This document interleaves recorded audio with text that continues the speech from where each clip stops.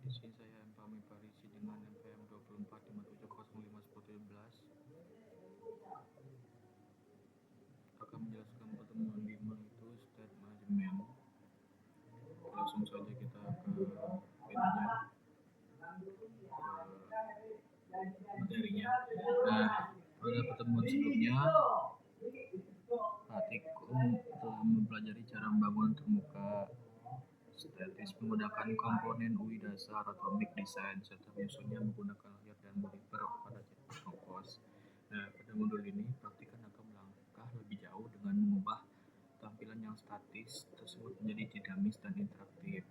Nah, dalam paradigma deklarasif seperti Jetpack Compose, antarmuka pengguna UI akan diperbarui secara otomatis ketika terjadi perubahan data. Proses pembaruan UI ini disebut recomposition. Agar Jetpack Compose mengetahui kapan harus melakukan recomposition, kita perlu mendefinisikan dan mengelola stats keadaan dari komponen tersebut. Konsep utama yang akan dipelajari pada modul ini meliputi state dan recomposition, memahami bagaimana UI merespon perubahan data, mutable states of, lalu ada remember, ada event handling juga. Nah, pemahaman terhadap konsep stats management ini merupakan kunci utama dalam membangun aplikasi seluler modern yang responsif dan dapat berinteraksi dua arah dengan pengguna. Lalu ada satu konsep stats dan recomposition.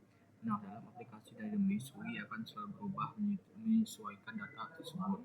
Data yang mengontrol apa yang tampil di layar ini disebut stats.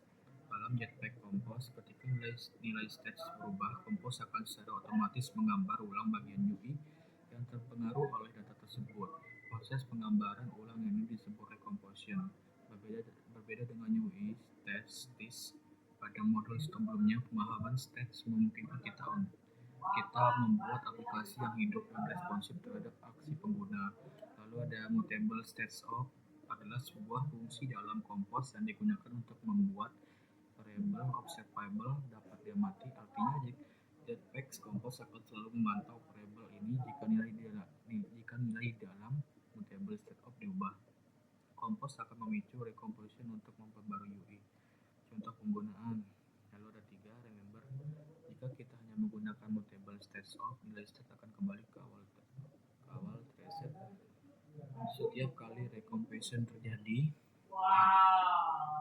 saat UI digambar ulang. Agar Jetpack Compose mengingat nilai terakhir dari state tersebut meskipun UI digambar ulang, kita harus membungkusnya dengan fungsi remember.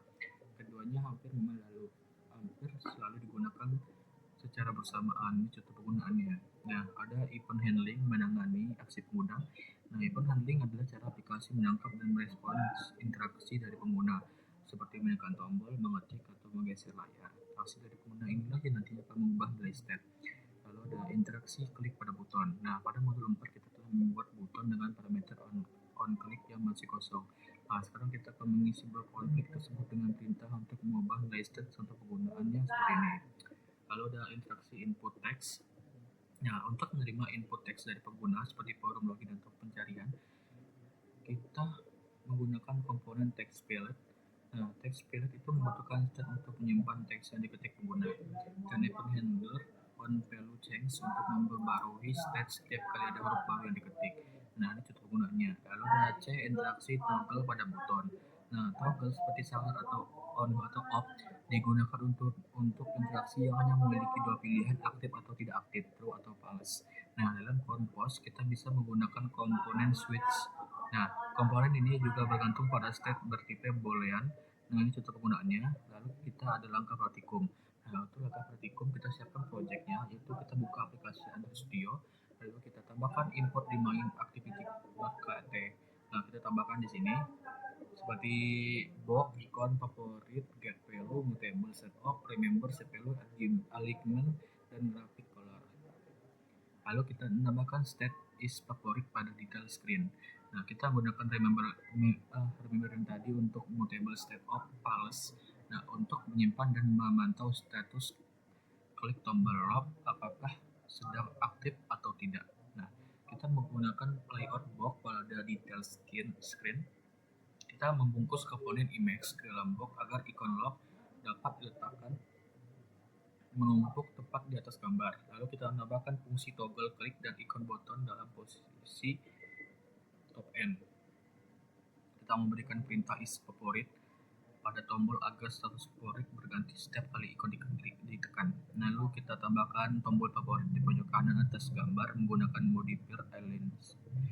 Lalu ada 6, menambahkan logika ikon dan logika warna. Nah, kita atur dulu image vektornya agar berubah otomatis menjadi favorit penuh jika diklik dan favorit border transparan atau garis jika tidak diklik. Lalu kita mengubah warna ikon menjadi merah saat status favorit aktif dan putih saat tidak aktif. Lalu hasil output akhirnya seperti ini. Nah, jika tombol favorit diklik kembali, layar menampilkan makanan dan favorit sauce dengan ikon favorit. Nah, seperti ini. Oke. Mungkin begitu saja penjelasan untuk pertemuan 5 dari saya. Apabila saya ada salah kata, saya mohon maaf. Apabila ini topik walidaya, wassalamualaikum warahmatullahi wabarakatuh.